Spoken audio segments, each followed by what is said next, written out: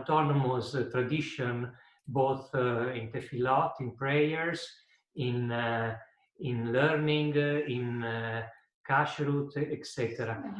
Why does that happen? Because the small, because it's a Jewish community of a few 10,000 of people, and probably those who really can claim an origin that goes back in history are a much smaller group. But the Jews were present in Italy in Roman times, well before the Romans destroyed the temple in Jerusalem. So especially the community of Rome carries some tradition that are, at least in the perception that we have, are even older. They come from before the destruction of the temple.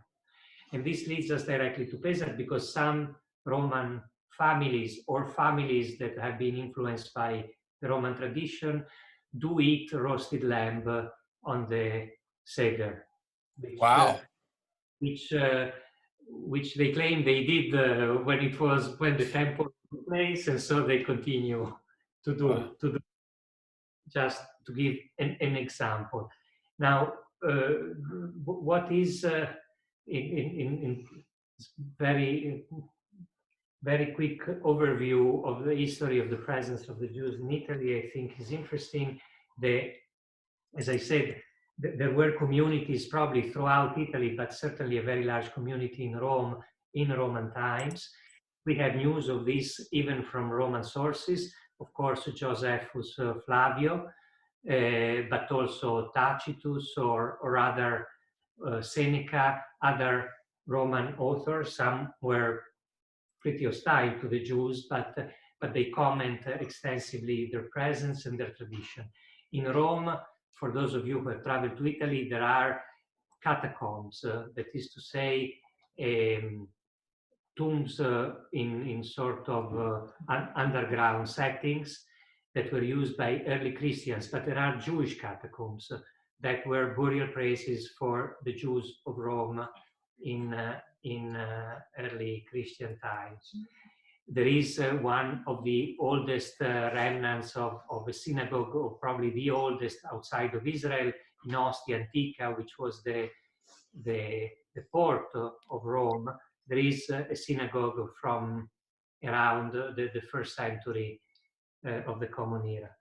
It is also maybe interesting to go back for a little while to the few centuries that the first, second, third century of the Common Era, in which Christianity slowly became the dominating religion of the former Roman Empire.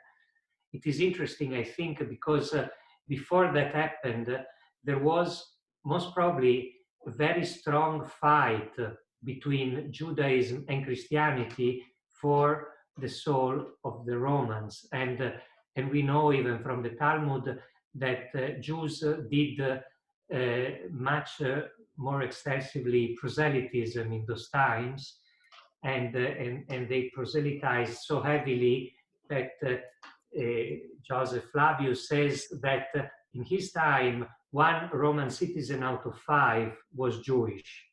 Wow. Now, probably an exaggeration, but nonetheless, it is a sign that the diffusion of Judaism in Roman time was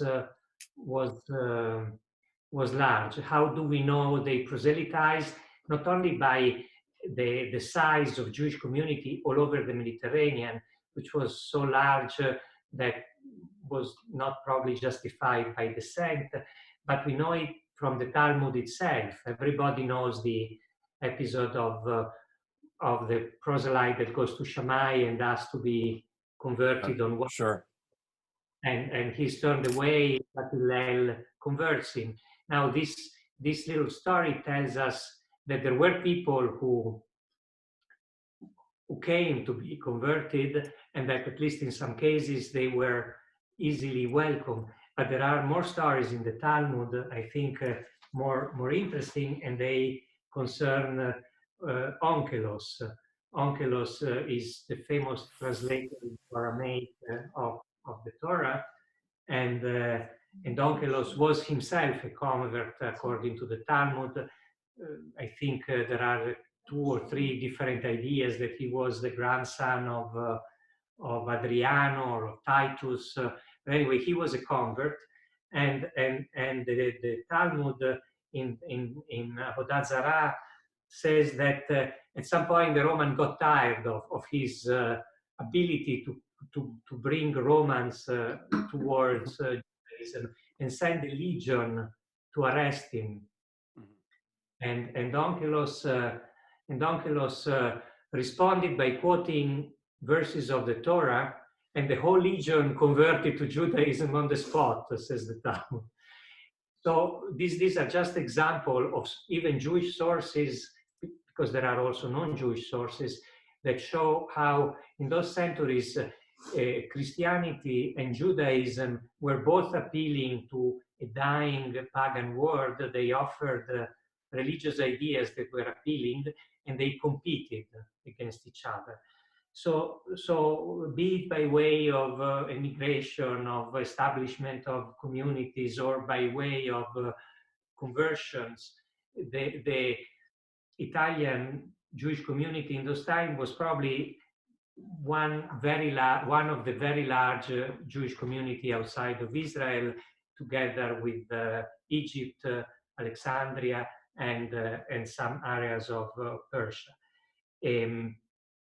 Now, the Jewish presence flourished in Italy throughout the Middle Ages with a lot of important scholars, especially in the south of Italy.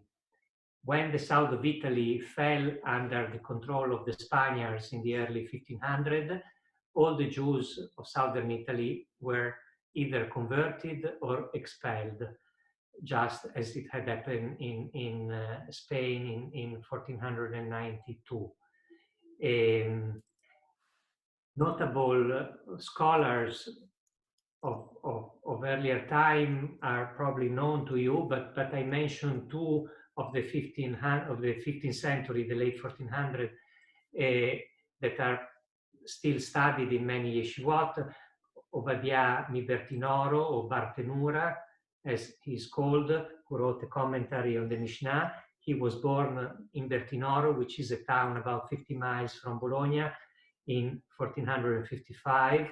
And Ovadia Sforno, who also wrote a famous commentary to the Chumash, which is still studied, who was born in 1470 and was a professor of medicine in the University of Bologna in the early 1500s. So I'm going to interrupt you just on that section, because I think one of the most interesting points was, and I think I saw a picture of your father holding this Sefer Torah, is a number of years ago they found the oldest Torah in the world in the library of the University of Bologna. Tell us that story, and how did it get lost? Okay, this is a story that maybe I don't know 100% correctly, but I tell you what I remember. It is the most ancient, complete Sefer Torah in the world, because there are even large fragments that are much older available from the Genis of Cairo, or even from the Dead Sea Scrolls. But this is a complete Torah scroll. It is from the mid-1100s. It was, for some reason, it had ended up in the hands of a priest who donated it to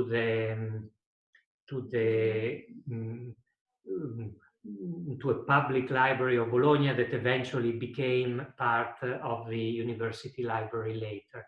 This remained basically abandoned and dusty for many years. But in Bologna, there is a chair of Jewish studies, which is covered by a professor called Mauro Perani, who is not Jewish, but is very learned and very well connected to to the Jewish studies. Aspetta, firma. And he's been very effective researcher in the library texts. And the case of these texts is that there is a number of particularities in the way it was written that are not used since the 1200 because Maimonides forbade them.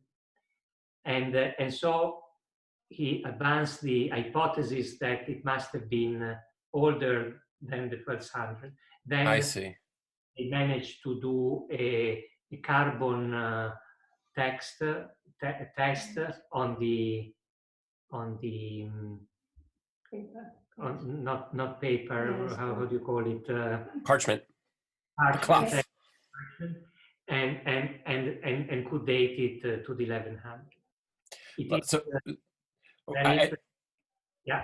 Well, I want to just say two things. One is that people should really appreciate how old the tradition is. And we're here in Canada, and we get excited about things that are 50 years old.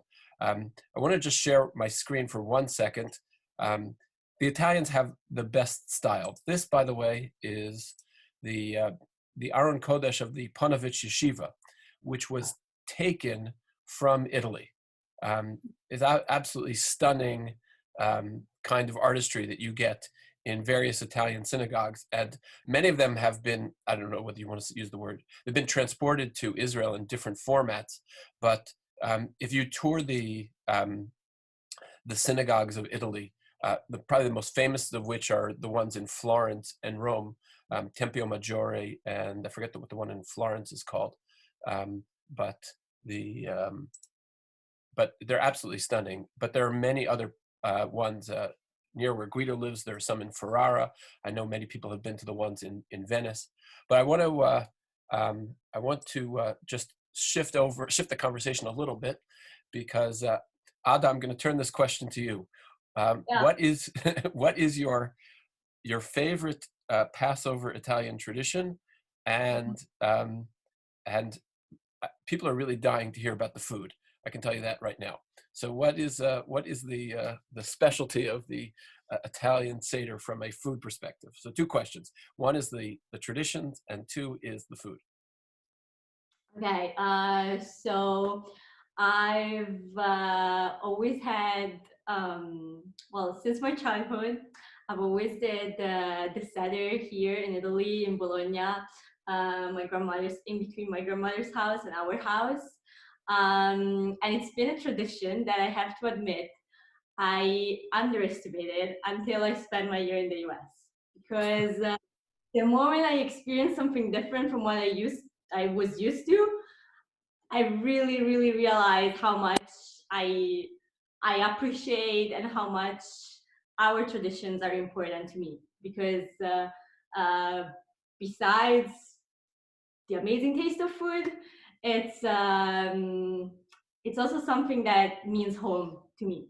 So it's something that wherever I am, it just reminds me of home and like who I am also, in a sense.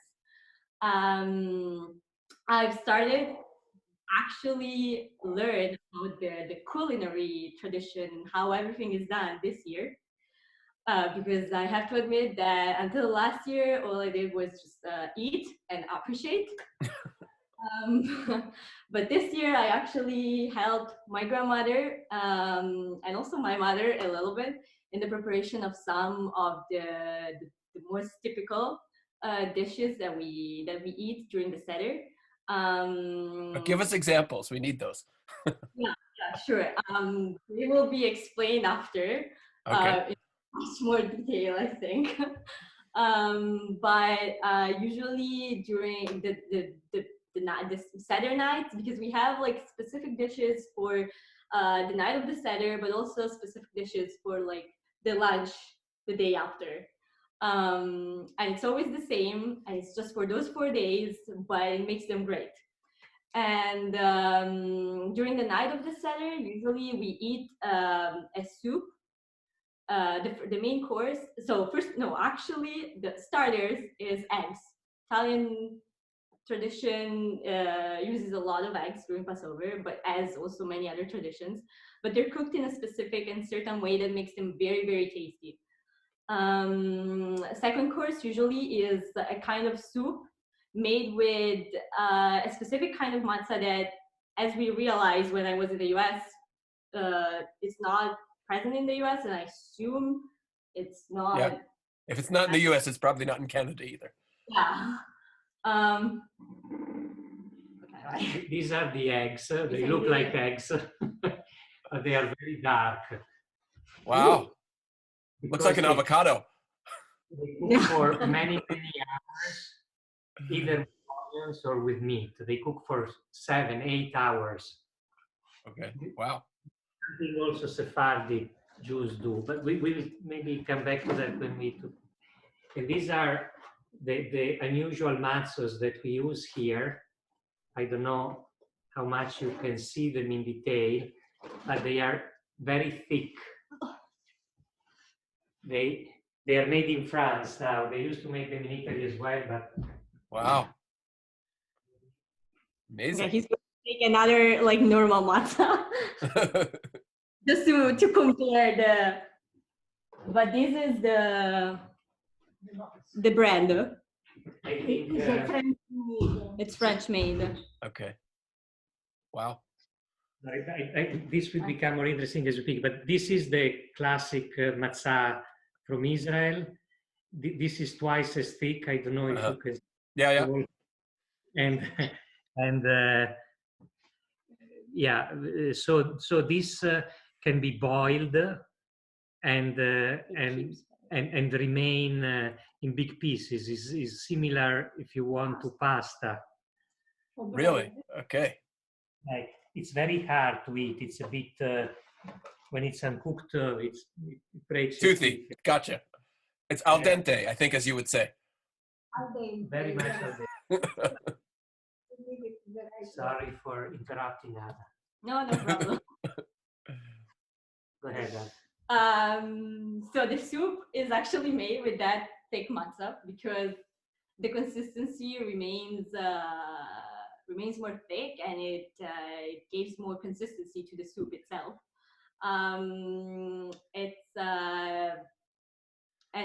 The soup, it's called dayenu.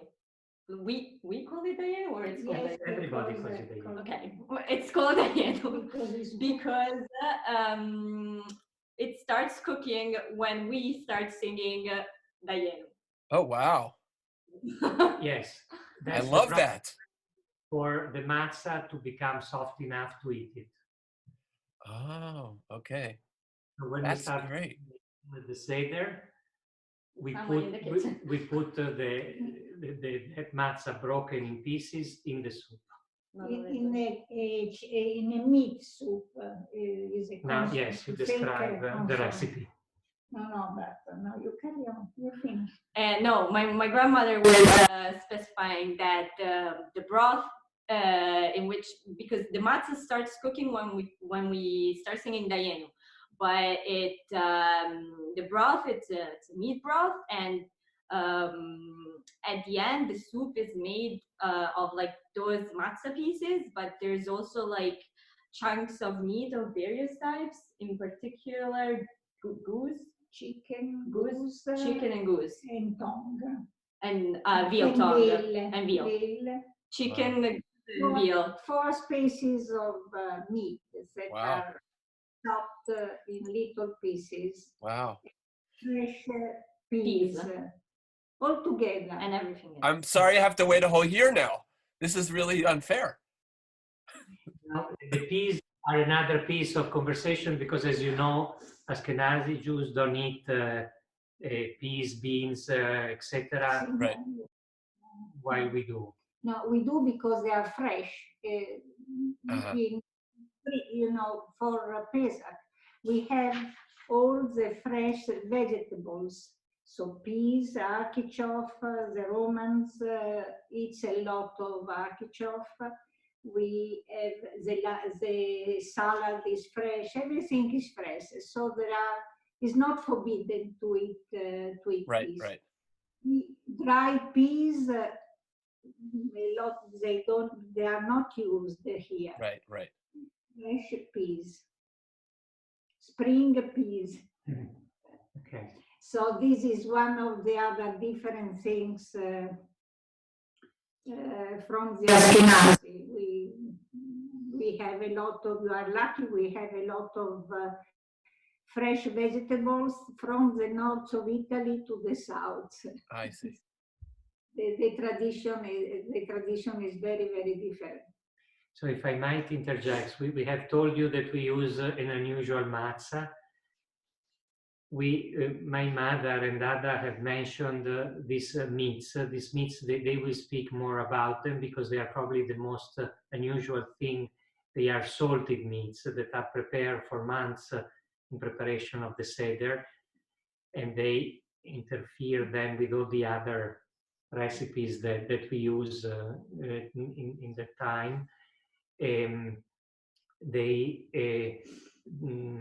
We have spoken about the eggs that are cooked for many hours, and that especially in the tradition of Lugo, they are cooked with goose meats. So there is a piece of goose that is prepared 3 months before, is salted, and then is cooked at the time of the Seder with the eggs for several hours. Then we have spoken about this funny soup called daieno, which is maybe our substitute of matzah balls, and but which is very tasty. I would like to say another thing about daieno, which maybe is interesting for you. I don't know if you look at the Agada, you will find 14 verses in the daieno refrain. If you look in a traditional Italian Haggadah, you find 15 verses. I think it's the only tradition that has 15 verses. The last two say more or less the same thing. They say,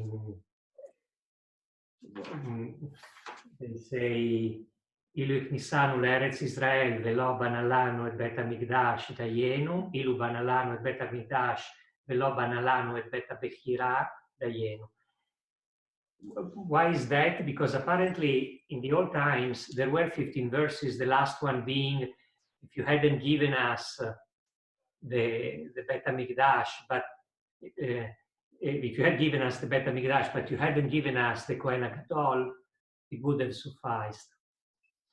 Then after the destruction of the temple, they took off the 15th verse about the Kohen HaGadol, and only 14 verses remained. In the Italian tradition, they added a different 15th verse for two reasons. One is that 15 is also the number, one of the way to write the name of Hashem, Hey Yud. And two is because when we start Dayeno, we say Kama Ma'alot Tovot Lamakom Aleinu, and Ma'alot means also steps, and it apparently refers to the steps where the Levites sang the Psalms. And there are 15 Shir HaMalot, right, that they would sing as they would go up those steps, right? So we have this strange remaining tradition that is present only in Italian Haggadot, that we have 15 verses of the Dayenu song. Wow. So I had a funny joke about your goose, because it would be like foie gras dia, but maybe that's a bad joke. So very nice. Go ahead and speak about the salted meats, I think, if you still have time for us. Yeah, we plenty of time. You have question about the meat, about I prefer question. Oh, okay, well, I'm going to let people to if you have questions, please send them to me in the chat. That's the easiest way for me to handle the questions. But if I can add, sure, please. Just to finish the meal, so that you have an idea. Yes, please. We eat for a lot, and no, because after the Dayenu, what we usually eat is in fact more of the meats that are inside of the diarium, but this time they're actually like cold cuts. A lot of cold cuts of many types. Handmade. Yeah. No, handmade, homemade. Sorry. We eat goose that we don't make that. We get that from. There is a place that makes it in Italy. Yes. Okay, in Milan or Rome? It's actually Close to Milan. Close to Milan, and it's called Mortara. And another place is in Mantova. Mantova, there was a family called, now the family is finished. The name was Gallico. They used to be producer of salami, goose salami. Mm. They used to send in everywhere until Rome, because after Rome was too hot for goose salami. I see. And so the quality was not good for people who wanted to. South of Rome. South of Rome, yeah. I see. The meat is very greasy, so but they used to be a very famous family until probably 70. One of the Gallico used to make a goose salami for Speck in Milan. So you could order to Milan. He used to do it with the family recipe, because the recipe are always a little bit different, but it makes. Anyways, goose salami is very tasty. very good. But besides that we actually order, we eat turkey, lamb, and veal, and all of these three types of cold cuts. Yeah, veal tongue, lamb, and turkey. And all of these three types of cold cuts are actually handmade by my grandmother. Wow. And this year you learned how to make them? Yes. Well, I watched. This year I watched. I decided that I was gonna like look at the process first, try and understand, listen, and then next year I'll try. Okay. We'll see. Well, I can tell you right now that many people have asked me if we can get the recipes. So maybe we'll be able to share those, or maybe Ada, you can practice not on Passover, and we'll do a Zoom instructional. Yeah, well, the thing about the cold cuts that I have to specify is that it takes like a really long time, because, well, pointing out that it's not us that actually kills the animals and like puts the whole thing together. It's my grandmother has a butcher that she trusts, and she. Right, and he gets you the right meats. So once we get the proper cuts, this meat is prepared according to these recipes and put under salt. The cold cuts that are traditionally for Piedmont are the turkey, the beef tongue, and the piece of veal that comes from a fat part of the veal, and it is a meat. I don't know, that is very tasty, but it has pieces of fat, so it's not good for cholesterol. But now these three kind of meats are put under salt for, I think, 2 to 3 weeks. 2 weeks. 2 weeks. Okay. 2 weeks, 10 days. It depends on the piece of the meat. So it's not so easy, and needs love and patience. With spices, etc., and then they are cooked. Once they are cooked, they are cooled, and they become ready to be cut like cold cuts, and they last for the entire period of Pesach. So this idea comes from old generation, and so they invented the eggs cook so long with goose meat. The cold cuts set state in the salt and spices and so on, because there was no way to keep cool the things. You have to go back in all time. So Right. this way was possible to have the meat nice and could keep long and long for almost a week. Right, but you know, that's interesting. That's how hard matzahs came into existence, is that if you go back far enough, everyone made their own matzahs and they were soft. When they started mass producing matzahs and they needed to be kept for many, many months, that's when we all transitioned to hard matzahs. And speaking of which, Stefano Guy, who is, I believe, Roman, and he asked about pizzarella col mille. Okay. Do you eat that as well? I'm asking, can I speak? Please, Stefano, Rab? go ahead. Hi, Dr. Ottolenghi. Hi, I'm a Jew from Roma coming here in 2005 in Vancouver. I was guessing if you know anything of the Judaic Roman Seder Pesach dishes. We know the Roman rabbi here, Alberto Sermonetto. Maybe you know him.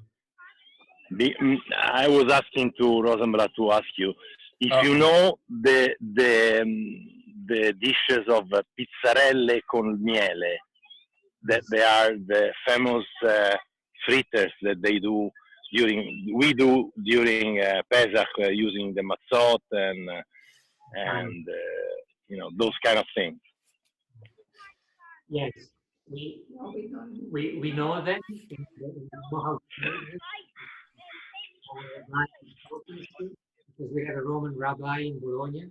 And the wife is a good cook. And the wife is an excellent cook, of course.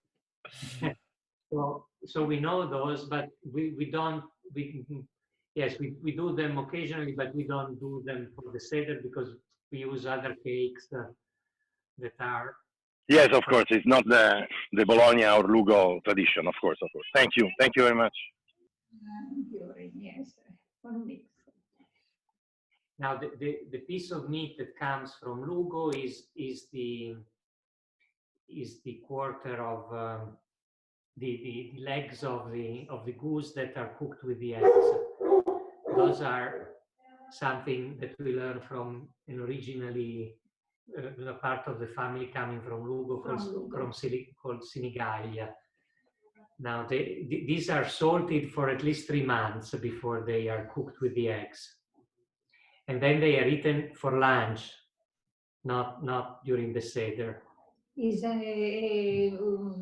antipasto, a starter. Yes, they're used as a starter. Started with the boiled eggs, but yes, geese, they are ready to be killed in January. Like geese was the animal that was used in the place of the pig, because they are very tasty, very, very greasy, and in January they are ready to be killed.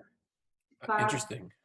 And then also the salami have to be made in January or February, beginning of February. But after is too late and is too hot. Interesting. And use all the part of the geese. You do a lot of things. Ham. You have the grease part to use for roast potatoes or to do other things. You have to remember, in the past it was very cold. The houses they were very cold, so this fat was used a lot because to face the cold of the houses. Not today. Right. So a couple of questions that have also come in. Do you have rice over Pesach? Yes. Yes, some family, they start from the third or fourth day, depends, but we use rice. But most of the time, Not the beginning of the 8 days. yeah, most of the traditional recipes don't have it, but rabbis allow it. And just because this is not a Passover question, but can you tell us how things are right now in Bologna vis-a-vis the virus and the state of affairs? See, things are. My daughter says not to be too long. No, because he can like start telling you about like, I don't know, beginning of times to like explain it. You sound like my children. They're reasonably okay. We are basically in isolation. We are, I think, lucky to live in the same house, basically in two separate apartments, but in the same house with my parents, so we can see each other. But for other families, it's more complex. We have been locked up for a month now. The situation, you read it on the newspaper, there have been a lot of people who died over the last month and a lot of certain cases. I think we don't really have a clue of how many people have really had the virus, neither here nor elsewhere in Europe, and probably not even in the US, because testing is very scarce, and I think that the solution that governments are bringing about, at least here, are not exactly ideal. There are shortcomings, mistakes that have been done, and that I hope we will learn from them. I think that the virus will be part of our biology for the next thousands of years, so we will have to live with it. I think that it's unlikely that there will be a fully effective vaccine because it's a mutating virus, so even a vaccine will cover 50-60% of the cases, and I think we will have to develop some antibodies sooner or later. This is what I understand, but our situation is not so bad, and hospitals here have slowly structured themselves to deal with an increasing number of cases of respiratory diseases. So beginning, people who fell sick not always got proper care. Now more and more this is being redressed. Okay, well, that's good to hear. I'm glad that and your particular community in Bologna has survived reasonably well. Yes, the chief rabbi of Italy closed down all synagogue activities at the beginning of March. So as even Purim we did online, and lessons online, things like you're doing. Probably you're doing them better in a more structured way, but here there's been a lot of effort to offer a number of activities of Jewish learning and also of tefillah online. There has been a discussion about allowing people to connect for the Seder or not.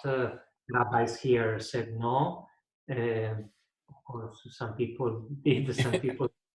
You fell in, so you, with the rice you fall in with the Sephardic rabbis, and with Zoom Seder you fall in with the Ashkenazic rabbis. Exactly. You know that the whole system of Jewish communities in Italy is Orthodox, but I would say that it is a very no, it's Orthodox in in the sense that all the system of kasherut, tefillot, rabbanut, conversion is Orthodox. But since there is only one denomination, people who participate in the community life have many degrees of observance, and they use here the welcoming. Very much like Vancouver. we have a similar sort of situation. I just want to close by thanking you so much for taking this time and sharing this with us. It really is is wonderful. I very much hope that by the time we come around to next year, maybe with the help of some of my Italian congregants, we can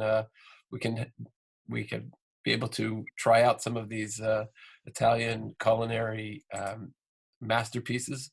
I love the idea of Dayenu soup. I love the idea that you're preparing for Pesach already months in advance, getting the foods ready, and I love the idea that this sort of the interactive nature of preparing the soup as you're singing Dayenu. That's really sounds really special to me. But once again, I just want to thank you so much for being a part of this, sharing this with our community. It's nice to be able to catch these things between various different communities. I hope that once this virus abates, there are many wonderful Jewish things to see in Italy. I can't stress enough how amazing it is in Rome. The Jewish Museum in Rome has many beautiful artifacts and pieces of Judaica, but there are many very beautiful synagogues. I think, Guido, you told me your cousin runs a Jewish museum in Piedmont. Yes, in Casale Monferrato. That is a place right. where yes. Right. And you have to organize a trip for your congregation in Piemonte, because they are really beautiful. yes, there. So I hope one day we'll be able to make that trip either as a synagogue or individually, and we would love some. If there are some recipes that could be put into print, we would very much enjoy them.